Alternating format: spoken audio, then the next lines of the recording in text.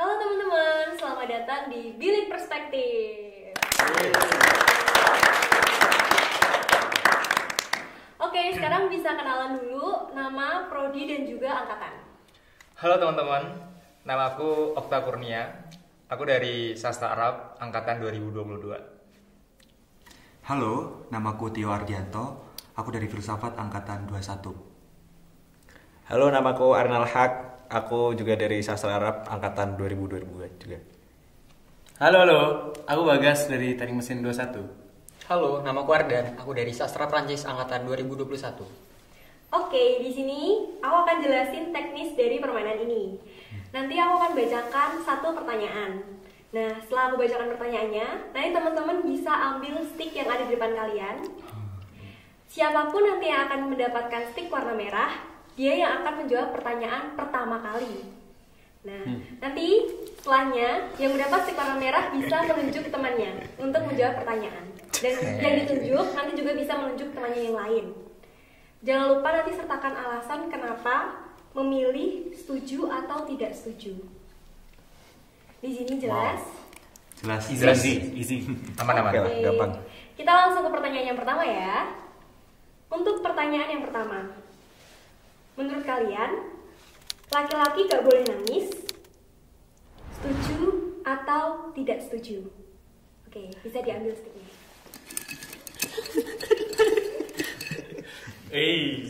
Aman bro. Ardan. Woi, Hari-hari. tadi Oke. pertanyaannya cowok boleh nangis atau enggak ya? Menurutku boleh karena nangis itu merupakan salah satu sarana atau medium untuk meluapkan emosi. Tuh, kalau dari aku ya, mungkin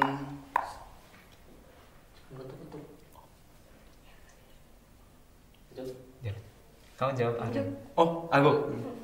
Menurutku ya, nggak boleh lah.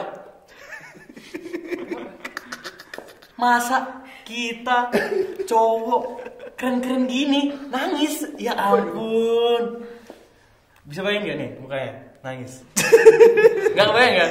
Janganlah. Masa nangis? Hah? Muka Muka aku nangis atau enggak? Nggak cocok juga sih. Siapa? Udah, aku. Lanjut. Tak. Kalau menurutku boleh.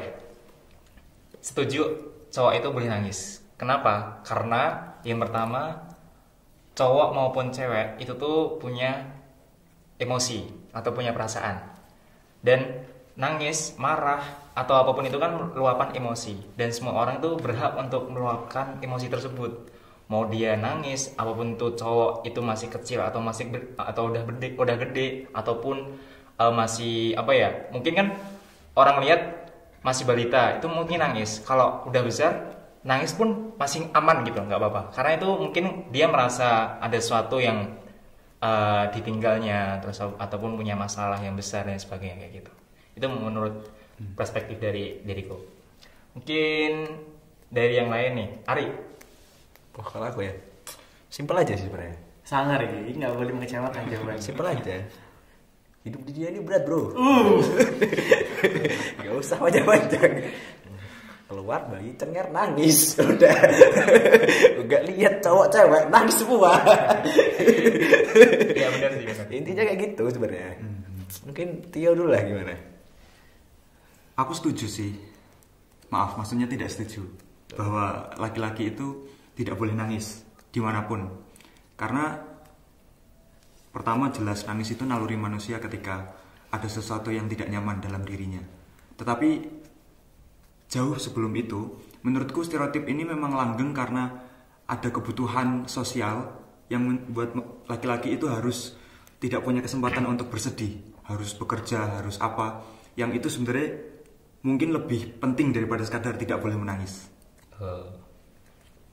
Boleh setuju sih. Masih setuju nggak? Hah? Mana ini? Ayolah. Oke, musuh masyarakat ini. Ayolah, counter. pendapat pribadi ya, pendapat pribadi. Semuanya benar sih menurutku. Ada yang sepakat nangis, boleh nangis, ada yang mungkin sepakat nggak boleh nangis. Ayo counter bang. Counter ya. 4 lawan 1 ya? Gimana ya? Tapi apa alasan Bagas selain cuma tentang keren tadi? Gini, kan bentuk ekspresi itu ada banyak. Kenapa harus nangis? Gitu? Oke, misalnya apa? Marah? Apa? Maksudnya bersedih aja tanpa menangis kan bisa. Oke. Maksudmu dipendam sendiri gitu atau gimana? Kan nangis juga sendiri toh. Iya kan? Nangis bareng-bareng juga apa-apa. Oh, bener juga. Gak ada yang salah. Pernah nangis bareng-bareng? Ya, aku belum pernah. Cuman gak masalah juga ketika dia nangis bareng-bareng itu. Itu aja. Sebenarnya. Oke, bisa Oke. next ke pertanyaan selanjutnya. Dikembali dulu sticknya. Ini harus diacak lagi nih biar. Iya. Tandai. Oke, Oh, udah dia siap? tandain ya. Enggak. Nah, Yuk. Oke, udah siap ya? Pertanyaan yang kedua. Nah, ini nih biasanya. Saat ngedate, laki-laki harus yang bayar. Harus yang bayar. Jadi kayak nggak boleh split bill. Setuju atau tidak setuju? Ayo. Anjir. siapa yang kena? Iya. Yuk. Oke, aku harus jawab pertama ini. Rio. Menurutku mulai dari pertanyaan 1 tadi sampai nanti pertanyaan terakhir ada pemisahan antara jawabanku secara personal, artinya laki-laki yang bernama aku Tio Ardianto, dan jawabanku secara laki-laki untuk semuanya gitu. Oke. Kalau untuk laki-laki semuanya, Setuju, aku setuju. menjawab pertanyaan itu bahwa ya tidak, laki-laki itu tidak wajib untuk membayar ketika kencan. Tetapi kupikir tidak salah kalau secara pribadi aku memutuskan berdasarkan kesadaran kelelakian yang aku miliki serta ketulusanku dalam mencintai orang, yang nggak ada salahnya aku membayar kencan ini. Gitu. Jadi itu kupisah ya antara apa yang kulakukan dengan apa yang kupikirkan. Bener-bener. Kalau menurut Bagas gimana? Menurutku, kalau aku, tadi pertanyaannya itu laki-laki harus bayar. Harus bayarin waktu Harus ngedate. bayarin. Oke, kalau aku sih jelas tidak setuju. Karena kayak gimana ya? Ini kan konteksnya berarti kita masih pacaran. Kan kita belum istilahnya kita belum memiliki satu sama lain. Gitu. Kita masih punya kepentingan dan kehidupan masing-masing. Jadi ya kalau misalkan ya kita nggak memiliki kewajiban untuk membayarkan gitu. Tapi kalau misalkan tadi seperti yang kamu bilang apa jawabanku pribadi apa gimana ya? Yang dari kamu bilang kamu sebagai dirimu sendiri itu punya kesadaran buat bayarin ya berarti itu ya bagus gitu maksudnya kayak apa ya? Ya nggak salah juga, bener. Tapi kalau aku sendiri kayaknya sama kayak jawaban semua laki-laki, yaitu nggak mau sih. Aku mau jawab ya. Kalau dari aku mau jawab dalam 2 konteks. Konteks yang pertama, kalau emang itu ngedate dan pertama kali atau mungkin masih masa-masa pendekatan atau PDKT itu mungkin wajib, karena itu salah satu mengeluarkan effort yang lebih buat ke ceweknya biar benar-benar aku tuh serius gitu loh kayak gitu. Terus kalau konteks yang kedua, kalau udah jalan mungkin udah beneran udah PDKT terus jalan udah bertahun-tahun kayak gitu, mungkin itu udah beda lagi konteksnya, udah nggak harus bayarin, udah nggak harus ngasih terus dan sebagainya. Kayak itu kan mungkin kesannya memberatkan sebelah pihak. Oke. Biar adil, kalau misalnya udah selesai PDKT, udah jadian, ya itu mungkin tanggung jawab bersama kayak gitu. Gue mulai dong, boleh nggak? Gimana? Kalau misalkan yang deketin cewek duluan, gimana tuh? Aduh. Soalnya ini ada jawaban dulu gak? Aduh. Hari-hari gimana nih? Bang Ardan dulu lah. Loh, Aku tak denger dulu. Aku terakhir aja gak apa. Kalau menurutku ya, sebenarnya nggak harus traktir secara penuh gitu.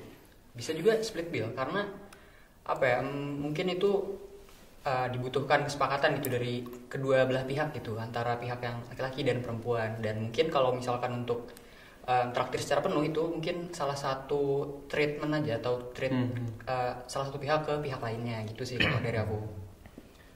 Oke. Tadi ya jawabnya. Kalau misal Tadi kamu mikir ya berarti ya? Iya. Sudah. Ya penjawaban. Apa? Cari keamanan. Cari aman. Aduh. Kalau misalnya dengan cewek harusnya sadar cowoknya ini, oh kayaknya dia lagi deketin. Terus harusnya di awal tuh cowok itu ya lagi-lagi nggak boleh kayak mainin ya. Kayak contohnya kalau emang beneran mau serius, diajak serius terus cocok lalala dan sebagainya. Kalau misalnya iya, ya harusnya cowoknya tuh sadar jangan sampai cewek itu mentraktir atau memberikan effort lebih dibanding cowoknya kayak gitu. Ya kalau mungkin standarnya cowok yang mungkin memberikan effort lebih lah pada ceweknya kayak gitu. Oh. Ini kayaknya udah jadi budaya kita loh sebenarnya, bahwa ngajak itu ya tanggung jawab. Ngajak itu tanggung jawab. Gimana tuh? Aku nggak tahu apakah ini juga diamini oleh semua orang ya, tapi Tidak. di lingkaran sosial yang aku hidupi itu memang ada satu norma ya mungkin ya, bahwa kalau ngajak itu ya tanggung jawab. Itu dalam konteks apapun. Setuju sih, aku juga percaya itu. Maksudnya kayak siapapun yang ngajak duluan, dia yang harus bayar kan? Tanggung jawab lebih Tanggung dari jawab, bayar. oke, lebih ke tanggung jawab ya. Jadi justru malah lebih dari sekedar bayarin. Artinya tanggung jawab itu ya juga melindungi sampai pulangnya. Tapi memastikan bahwa dia itu bisa tidur nyenyak malam itu. Gitu. Berarti itu berlaku both sides kan? Mau yang kalau cewek yang ngajakin cowoknya. Iya. Jadi nggak cuma bahwa Lucu ya kalau cewek jemput. Cewek nggak terpulang. Udah mau jawab boleh gak? Ya, Wih, silakan. Ini kayaknya paling serem nih jawabannya. Penengah. Sebenarnya pertanyaan ini yang jelas jawabanku pertama tidak setuju. Cuman kalau mendengar alasan dari mungkin teman-teman di sini ya, bagiku ada variabel-variabel tertentu itu loh dari cowok atau cewek yang nggak bisa kita lihat satu pandangan gitu. Pasti banyak sudut pandang yang bisa kita lihat gitu. Misal kayak tadi contoh effort, misal Okta jawab masalah effort. Kita sebagai laki-laki harus effort banyak gini-gini. Effort gak harus materi bro gitu. Itu yang jelas. apa mau kau kirimin dia puisi? Boleh, gak masalah. Jadul amat referensinya. Loh, kalau pada akhirnya si cewek lebih senang hal seperti itu, kenapa tidak gitu loh. Sepakat. Itu pertama mungkin ya, effort gak harus seperti itu. Terus mungkin kembali lagi, satu hubungan itu merupakan kesepakatan gitu. Gak harus ada sifat kelaki-lakian atau keperempuanan. Yang jelas itu kesepakatan aja gitu loh. Mau yang ini kayak atau bisa dalam satu kasus si cewek yang lebih banyak bayarin dan lain-lain, tapi satu sisi mungkin si cowoknya lebih banyak urun tenaga lah. Nah itu juga bisa gitu loh. Variabel-variabel itu bisa masuk gitu loh. Gak harus sampai karena kita laki-laki kita harus gini. Gak perlu. Urun tenaga itu maksudnya bangun candi gitu ya? Nggak harus. Maksudnya kadang ya ada juga beberapa mungkin teman-teman yang lebih suka hal-hal yang lebih sepele gitu, nggak berupa materi gitu. Contoh. Diingetin makan. Contoh paling gampang kan. Kalau cuma ngingetin makan mah ada alarm ya. Loh kenyataannya manusia beda-beda kan. Ada yang mau makan pakai alarm. Oh nggak ada ya? Siapa? Ya karena sekarang ya, apalagi rata-rata mahasiswa di kos sendiri, udah biasa hidup dengan mesin, teknologi itu, butuh juga seorang manusia yang lain. Jadi beda lah pasti variabelnya. Ya aku percaya bahwa itu memang situasional sih. Sebenarnya ada hal kompleks yang nggak bisa kita reduksi ke soal setuju atau nggak setuju aja kan. Banyak sekali variabel-variabel. Lagian juga setiap hubungan kan punya kesepakatan masing-masing. Iya. Dan mungkin itu yang Bukan hak kita juga buat menjudge mereka. Oke lah. Oke, next ke pertanyaan selanjutnya. Sabar dulu, taruh dulu. Bisa dikotak dulu. Jadi ada yang nyatet. ada Oke, aja. udah cukup. Ke pertanyaan selanjutnya nih. Menurut kalian, laki-laki tuh nggak boleh pakai rok? Setuju atau tidak setuju? Yuk. Aku lah gitu. Emang sial kayaknya. Gak apa. Karena di antara kita bajunya yang ada merahnya cuma aku ini. Boleh. Masuk akal. Cocok yang bagus. Kenapa? Apa tadi pertanyaannya bahwa laki-laki apakah nggak boleh pakai rok? Menurutku nggak ada larangan sih untuk memakai sesuatu atau tidak memakai sesuatu. Menurutku tetap tergantung secara personal apakah kita nyaman dengan apa yang kita pakai. Dan kalau rok itu kita universalkan ke penutup bawah yang tidak celana gitu ya, yang tidak menutup kaki satu persatu ya. Misalnya kita generalkan ke sarung gitu kan, itu hal yang mirip ya. Sehingga menurutku memang tergantung ke pribadi masing-masing. Dan kalau hanya sekadar ngomongin rock, kupikir fashion itu nggak terbatas itu deh. Karena aku kadang gemes gitu loh terhadap fashion laki-laki yang itu doang gitu. Sementara perempuan itu punya banyak variasi loh kalau kita lihat warna, bentuk. Jadi menurutku Dan biasanya kalau baju bukan cewek murah-murah kan? nggak cuma baju itu, banyak hal-hal itu termasuk kos di Jogja ini. Ah iya benar. Kos sampai kos. Iya sampai kos. Cuma kita nggak lagi ngomongin itu. Jadi menurutku cowok mau pakai apapun dia terserah secara personal. Kalau sosial melegitimasi atau tidak melegitimasi ya itu persoalan yang lain sih. Kamu deh duluan. Dari terakhir mulu. Aku dulu. Ini sih, terutama karena fashion ya. Jujur, aku gak terlalu mengikuti fashion dan ya gak terlalu peduli lah. Cuman untuk masalah boleh atau tidaknya ya boleh-boleh saja, jelas itu loh. Alasan tidak bolehnya ya gak tahu. Cuman mungkin ini sih, karena Indonesia ini berbagai macam budaya ya, dan setiap pribadinya pasti hidup di berbagai budaya yang beda-beda gitu. Ya. Misal ketika dia kenal satu budaya tertentu, akhirnya merubah fashionnya seperti apa gitu. Konteksnya juga gak cuma masalah pemakaian rok gitu, bisa macam-macam gitu. Misal mungkin kayak aku menggondrongkan rambut nih kadang ada salah satu alasan yang tidak diperbolehkan gitu loh, kayak menyerupai perempuan atau mungkin urakan dan lain-lain gitu kan. Nah, ini juga tergantung, ini kembali lagi sih individunya masing-masing sih. Itu aja sih kalau aku. Mungkin siapa ya? Ayo lah, bagus lah. Aku. Waduh. Kalau aku sendiri sih sebenarnya kan gimana ya? Ini ada dua jawaban nih dari segi masyarakat umum sama jawabanku. Kalau dari segi masyarakat umum jelas nggak boleh ya gitu. Maksudnya kayak coba deh kalian coba pakai rok di Jogja gitu. Kan nggak mungkin ya gitu. Maksudnya kayak pasti banyak pasti jadi bahan omongan tuh udah pasti. Terus juga apa ya? Nggak sesuai sama norma-norma yang ada di lingkungan kita kan. Sementara kalau jawabanku pribadi ya nggak apa-apa gitu loh. Maksudnya kalau kita tarik lagi ke apa zaman-zaman dulu, kan tau nggak yang aku lupa budaya fashion mana gitu yang cowok pakai rok terus yang roknya itu kotak-kotak yang dipakai buat dance, tau nggak? Aduh. Yang apa sih namanya itu? Skotlandia bukan? Iya benar, Skotlandia. Ini banget kan. Fir'aun kayaknya pakai rok juga deh. Iya, Fir'aun juga pakai rok. Juga Jadi pakai maksudnya rok kayak ya. ya itu bukan rok itu nggak terkategorisasi buat perempuan doang gitu, cowok juga. Dan sekarang ini kan udah mulai banyak kan brand fashion lokal yang mengimbres itu. Jadi banyak yang mulai bikin rok, bahkan korset aja juga. Jadi kalau jawaban pribadi sih nggak apa-apa, cuman kembali lagi ke tahu tempat sih sebenarnya kalau mau pakai gitu. Tapi meskipun kita jawab gak apa-apa, kita bakal makainya. Oh itu kembali lagi ke keberanian sih. Kalau aku sih kayak nanti dulu.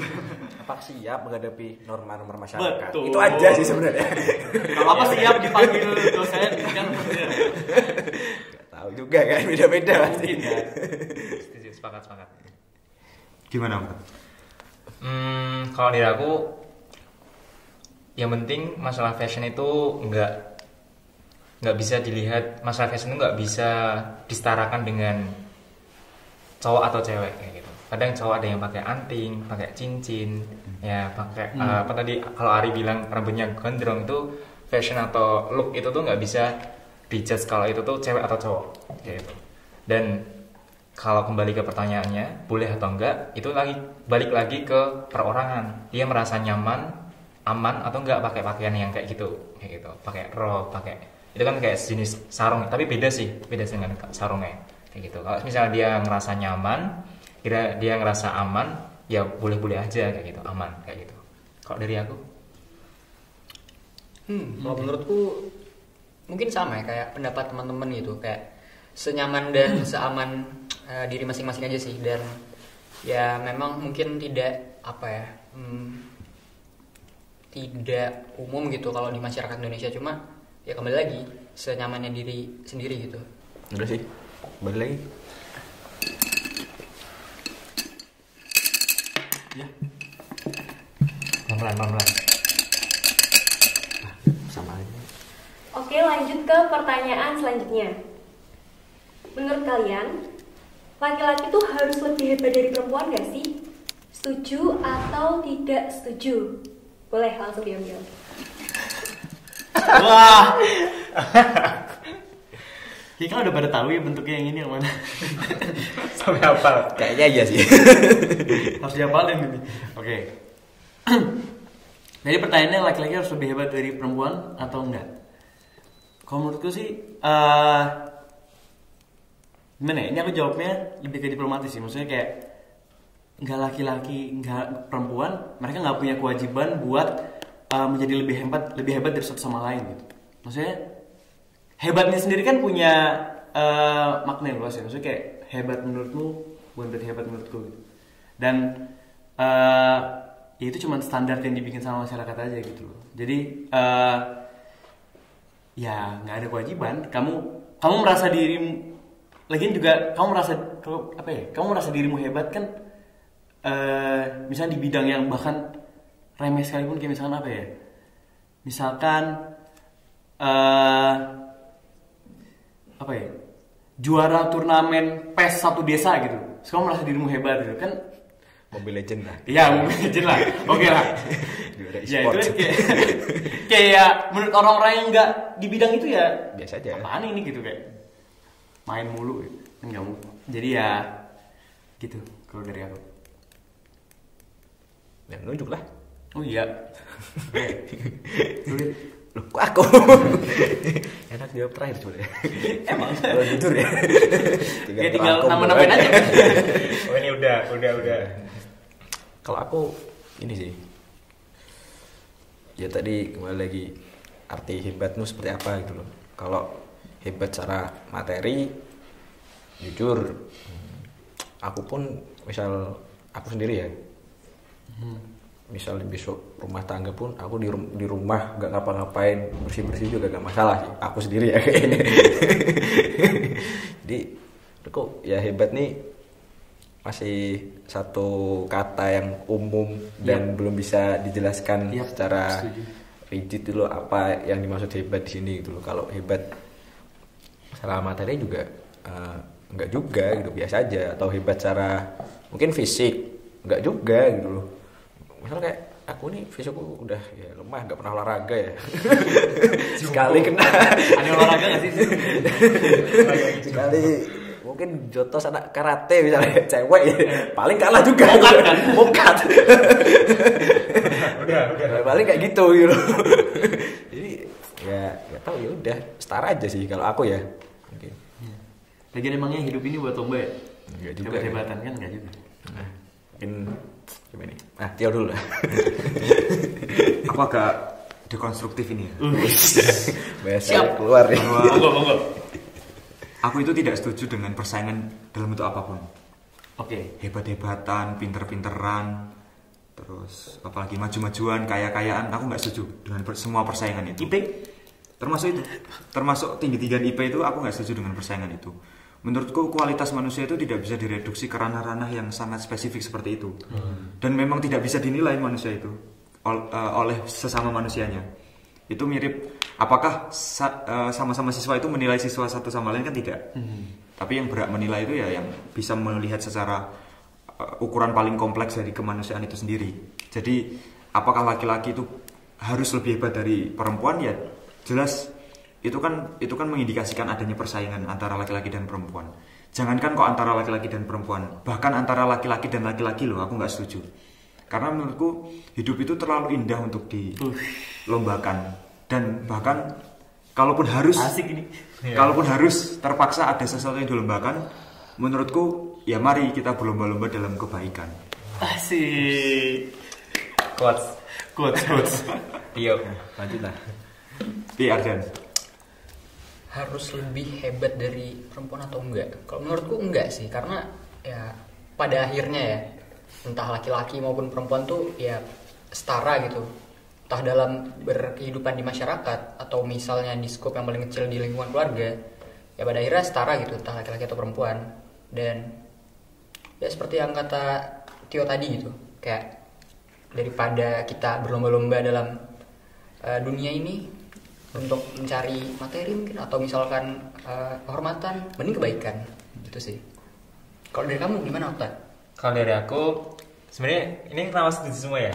Kalau nggak boleh, Udah, kalau ngomongin tidak setuju lah. bisa itu Ayo, dibahas. tidak setuju. Tapi kalau aku melihat sebenarnya kalau dipresentasikan tingkatan setujuku itu tuh di 60%. Cuma 60%, nggak sampai 100%. Karena sisi lain laki-laki itu mungkin perlu lebih hebat. Sisi lain karena mungkin harus dicontoh, mungkin karena kan nantinya kita jadi orang tua, dicontoh sama mungkin istri sama anak-anak juga kayak gitu.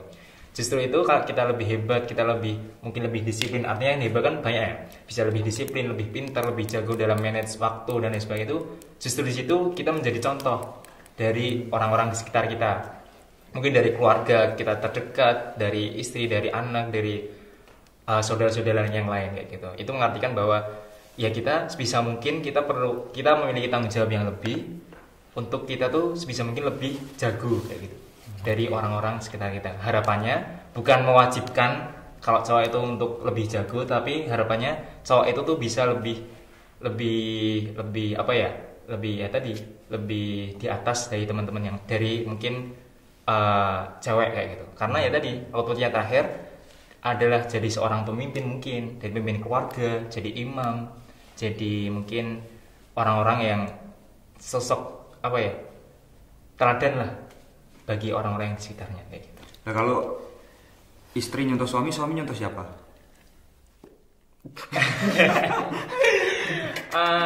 Nyontoh Sebenarnya istri orang gitu. tadi kan jawabannya kan bentar, sorry. Balik lagi Ngawur. ke presentasi ya. 60 sama 40. Sebenarnya antara nggak mewajibkan bahwa laki-laki itu harus lebih hebat, tapi kadang sisi lain tuh antara laki-laki dan perempuan itu memiliki kesamaan, yaitu saling melengkapi kayak gitu. Kadang di sisi lain ini yang laki-laki lebih hebat, yang perempuan sisi lain mungkin lebih hebat yang laki-laki. Tapi sisi lain cewek ini lebih hebat daripada yang laki-laki. Jadi mungkin di sini adalah ada dua pihak yang saling melengkapi kayak gitu. Kayak gitu. Counter lah. Counter guys. Bukan counter sih, aku mau nambahin aja. Iya. Berarti jatuhnya ini lebih ke kayak kata kamu bilang, kayak menjadi lebih baiknya bukan gara-gara. Berarti jatuhnya lebih ke jadi lebih baiknya itu bukan kewajiban, tapi kayak sebagai kesadaran kita sebagai manusia kan gitu. Betul. Maksudnya juga kita pasti mau lah setiap hari menjadi lebih baik dan Betul. ya gitu, lebih hebat dari hari sebelumnya. Nah, berarti kalau menurutku jangan pakai kata hebat. Woi, setuju. Pertanyaannya Jangan pakai kata apa? Ya gak usah dipertanyakan. Enggak, maksudku kembali lagi kan, ya hebat nih udah apa ya, di dalam tatanan masyarakat, terutama masyarakat kita kan udah jadi satu hal yang hebat nih, terlalu stereotip, terlalu tersegmen lah ya kata hebat tuh. hebat luar biasa. Nah, kata-kata yang masih abstrak yang apa nih luar biasa, hebat nih apa itu? Hebat menurut anaknya kalau misal kita katakan, aku ngomong bapakku hebat, belum tentu kamu bilang bapakku ini emang hebat, gitu juga kan? Itu ya pengalaman pribadi ya. Ya, Bapakku polisi. Nah, kayak gitu bapakku lah tentara. Bapakku gubernur gitu. Bener lagi. Kayak gitu kan, hal-hal yang apa sih hebat luar biasa nih sebenarnya. Mungkin udah sih cukup. Oke. Yuk, masukin. Kebalik. Aku deh, kocok deh. Oh iya. Hafal. Oke, lanjut Udah ke hafal. pertanyaan selanjutnya nih. Sebagai laki-laki nih kan, aku mau nanya, menurut kalian mapan dulu atau nikah dulu? Ayo, bisa dijawab ya.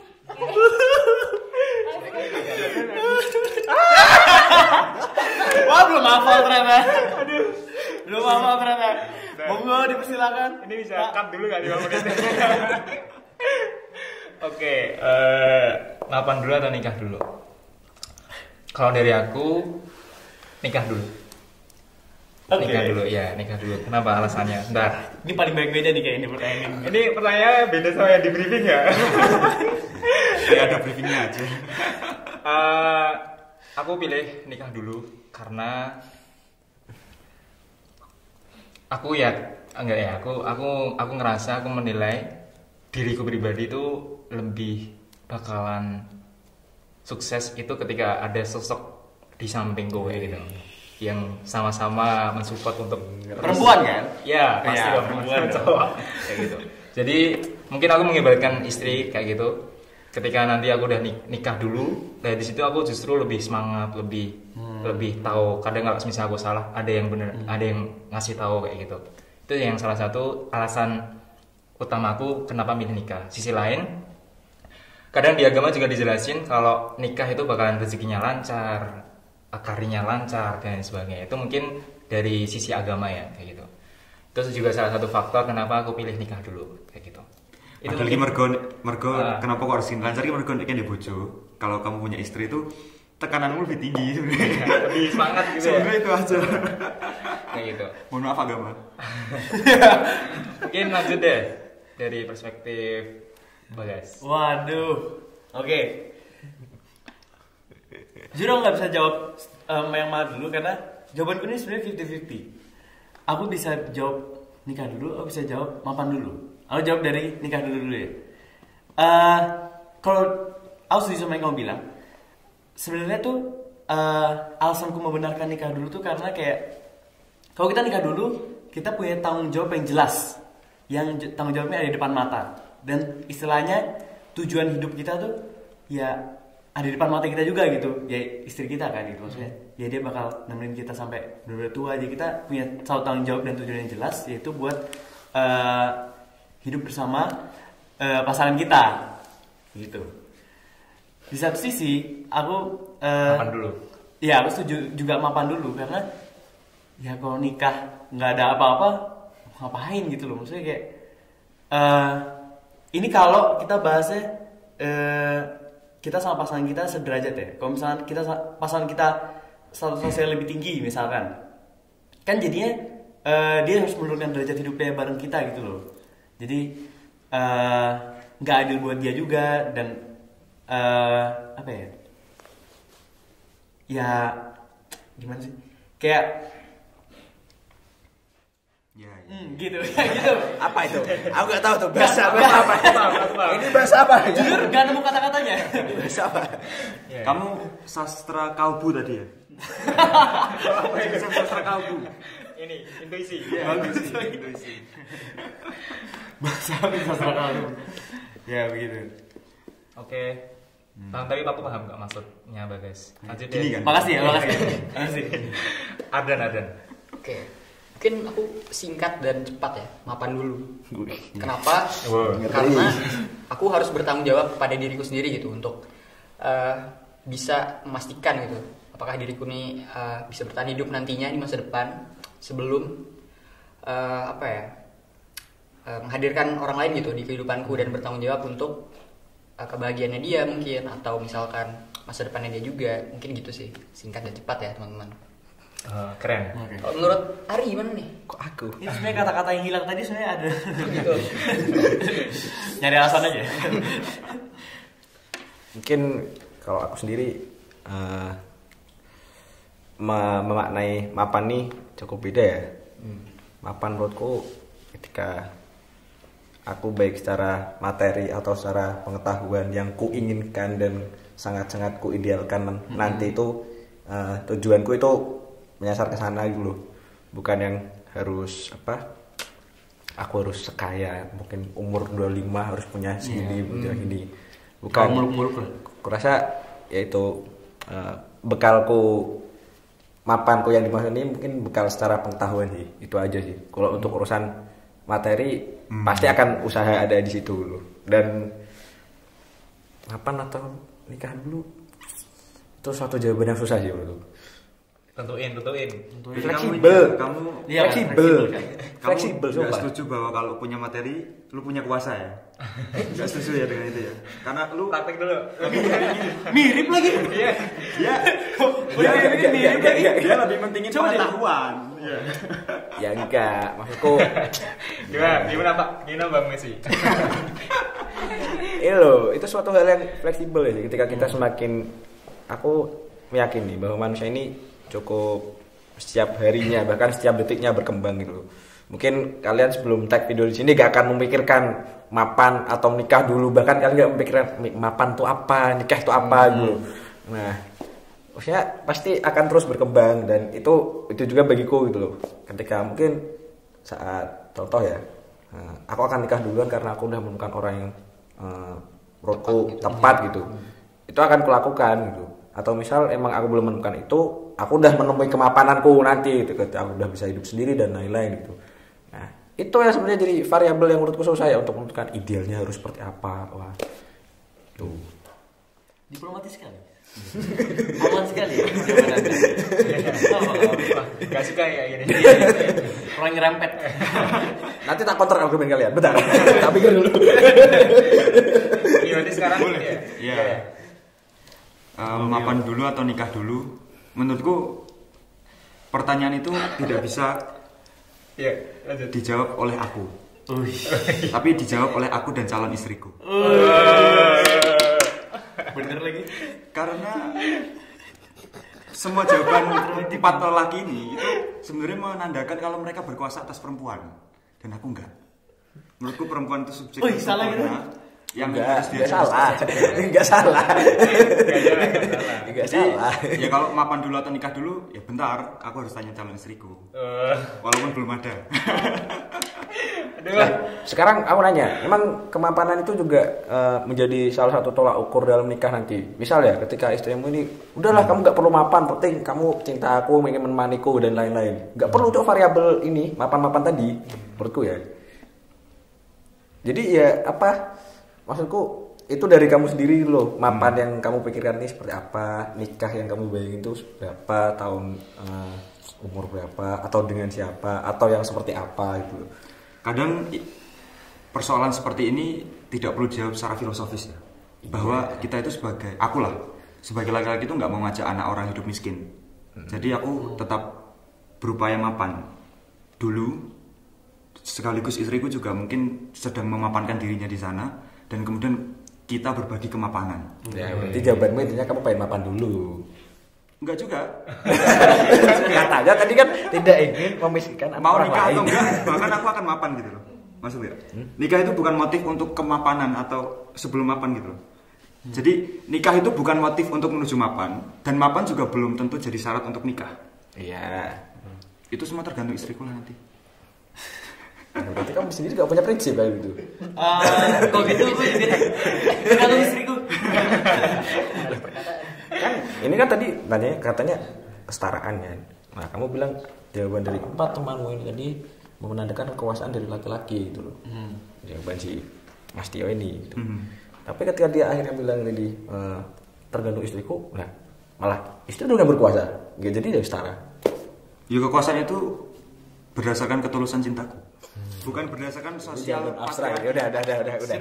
Abstrak. Ketulusan lu masih Udah tidak bisa dinilai. Udah bisa dipikir. Ketulusan Udah lu logis. bisa dinilai. Udah logis. Udah. Lu cinta pasti gak logis. Ya. Oke, kita Udah, kembalikan. udah cukup. Oke, di pertanyaan yang terakhir, open question ya teman-teman. Tetap juga ambil sticknya. Menurut kalian apa sih toxic masculinity? Menurut kalian sendiri, dan bagaimana pendapat kalian tentang hal tersebut? Oke, langsung aja. Bismillah.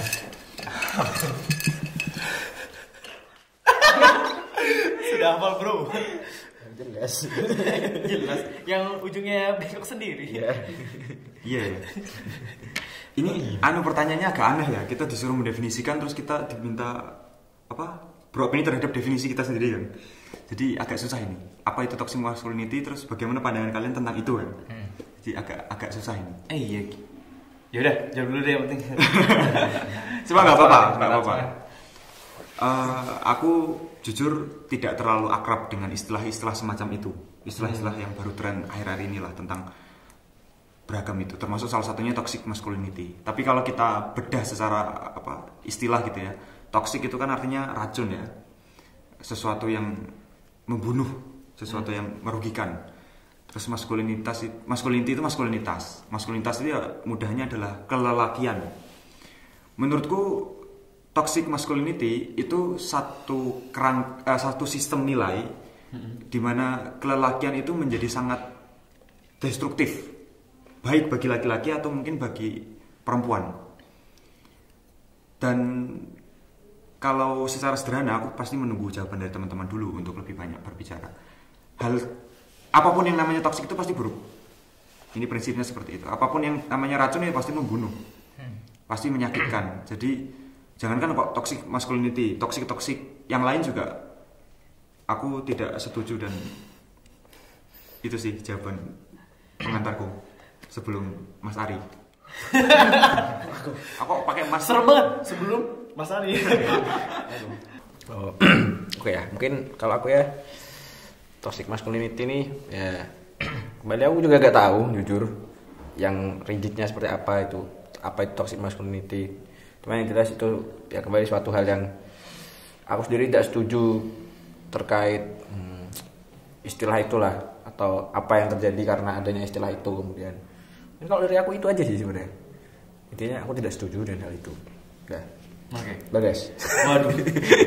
Kalau dari aku sebenarnya toxic masculinity kan sebenarnya masculinity itu sendiri kan muncul gara-gara kalau kita tarik lagi ke zaman dulu kan gara-gara patriarki. Dan patriarki itu yang membentuk standar maskulinitas yang harus dimiliki oleh setiap laki-laki. Kayak makanya zaman dulu tuh standarnya ya bisa berantem, jago perang, berotot ya gitu-gitulah. Cuman kan ya semakin kesini kan nilai dan value kan terus berkembang. Jadi ya barulah sejak saat itu muncul kata-kata toxic masculinity tadi yang dimana memakai maskulinitas itu sebagai standar cowok harus kayak apa. Ya kalau dari aku sendiri dan bisa kita lihat dari pertanyaan 5 pertanyaan sebelumnya tadi, ya aku nggak setuju sama toxic masculinity. Gitu sih kalau enggak. Ya. Kalau menurutku toxic masculinity ya, sependek pengetahuanku tuh itu seperti stereotip atau anggapan kepada gender tertentu ya. Dalam kasus ini maskulin, laki-laki gitu. Dan dengan adanya itu membuat gender di lain pihak ini feminin itu inferior lah, dan maskulin ini seperti superior. Dan dilihat dari perspektif tersebut ada suatu pihak yang mendominasi, dan menurutku itu cukup destruktif dan tidak baik lah, dan semungkin dihindari gitu. Kalau menurutku gitu sih. Kalau dari kamu gimana, Okta? Sebenarnya hampir sama sih dari teman-teman yang lain. Emang namanya toxic tuh buruk, itu tuh nggak baik dan sebagainya. Jadi artinya laki-laki ya, kalau kita maskulin tuh punya standar, harus laki-laki itu harus gini lah, laki-laki itu harus gitu, dan sebagainya. Sama pertanyaan-pertanyaan yang tadi dilontarkan kayak gitu. Itu hal-hal yang mungkin menurut aku pribadi tuh nggak suka dan aku perlu hindari kayak gitu. Biar apa ya? Ya benar-benar aku tuh hidup, ya udah itu tuh yang penting nggak melanggar norma, nggak melanggar agama, nggak melanggar peraturan, itu udah aman-aman aja kayak gitu. Biar kita juga bisa hidup bebas, bisa terus update skill kita, bisa terus bertumbuh dan banyak belajar banyak hal kayak gitu. Tapi maskulin tuh pasti cowok loh. Karena kalau cewek Mbak Kulin. Mas Dio lagi. Aduh. Udah deh. Cukup kalau dari aku kayak gitu. Pusing banget sumpah. Aduh.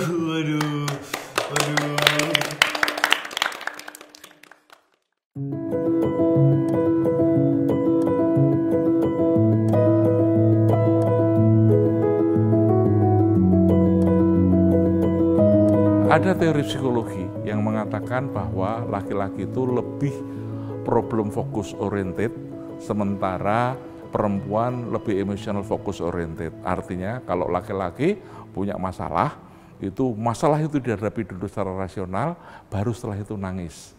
Tapi kalau perempuan emotional focus, maka yang terjadi adalah bahwa dia nangis dulu masalahnya, baru setelah itu dia mencoba untuk mencegah masalah. Bukan hanya itu saja, bahwa emosi itu adalah setiap manusia memiliki emosi itu. Ya, orang bergembira pun bisa menangis. Ya, sehingga adalah salah kalau kemudian orang mengatakan bahwa tidak boleh nangis. Kita bisa mengekspresikan emosi kita, apa itu bisa dengan tertawa, dengan menangis, itu adalah hal yang bisa-bisa saja.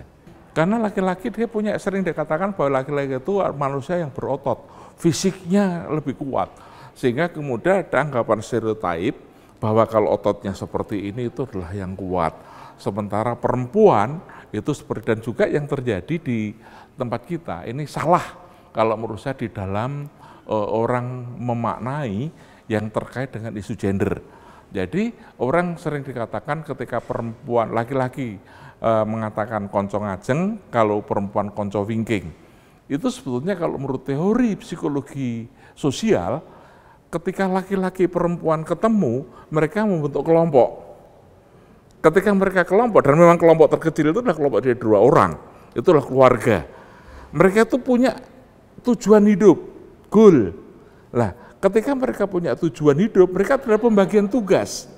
Lah kalau ada bagian tugas, ada yang di depan, ada di belakang. Itu sah, itu boleh, enggak apa-apa. Ya, jadi tidak ada, kalau menurut saya kritik-kritikan yang seperti itu, kalau saya mereka itu hanya kurang memahami fenomena ini, gitu loh. Jadi kita harus paham. Nah, karena laki-laki itu disebut sebagai tadi, maka kemudian berotot, kemudian perempuan itu kadang-kadang terbatasi oleh orang Jawa mengatakan nyamping geraknya dan sebagainya, maka kemudian perempuan itu kemudian diasosiasikan semula. Padahal yang sebenarnya kalau menurut saya perempuan itu jauh lebih hebat dibandingkan laki-laki, dan ini bisa kita lihat pada waktu melahirkan. Perempuan melahirkan itu luar biasa dan itu tidak pernah dilakukan oleh laki-laki. Ya, itulah yang orang kemudian bisa melihat bahwa perempuan melahirkan itu sebuah perjuangan yang tidak hanya sekedar otot, tapi juga banyak hal yang berpengaruh di situ. Sekarang ini yang terjadi ya simbol-simbol keperkasaan dan sebagainya, dan itu juga banyak sekali yang terjadi adalah isu-isu yang salah kaprah, termasuk diantaranya tentang obat kuat dan sebagainya. Itu kemudian yang namanya hubungan seks atau hubungan suami istri itu bukan lagi bagaimana mereka bersama-sama mencapai puncak kenikmatan, tapi siapa yang kuat. Dan ini kalau menurut saya adalah salah yang sesuatu yang tidak benar. Dan kemudian juga yang terjadi, hal yang lain bisa terjadi adalah dengan penggunaan steroid. Artinya apa? Mereka kemudian melakukan bodybuilding dengan badan yang gede, berotot, berbentuk, tetapi mereka menggunakan steroid. Tetapi yang terjadi, semakin banyak orang menggunakan steroid, maka libidonya makin hilang. Jadi perempuan jangan sampai salah kaprah memilih badannya gede, diharapkan mereka bisa perkasa, tapi sebetulnya malah mereka tidak punya apa-apa. Libidonya hilang.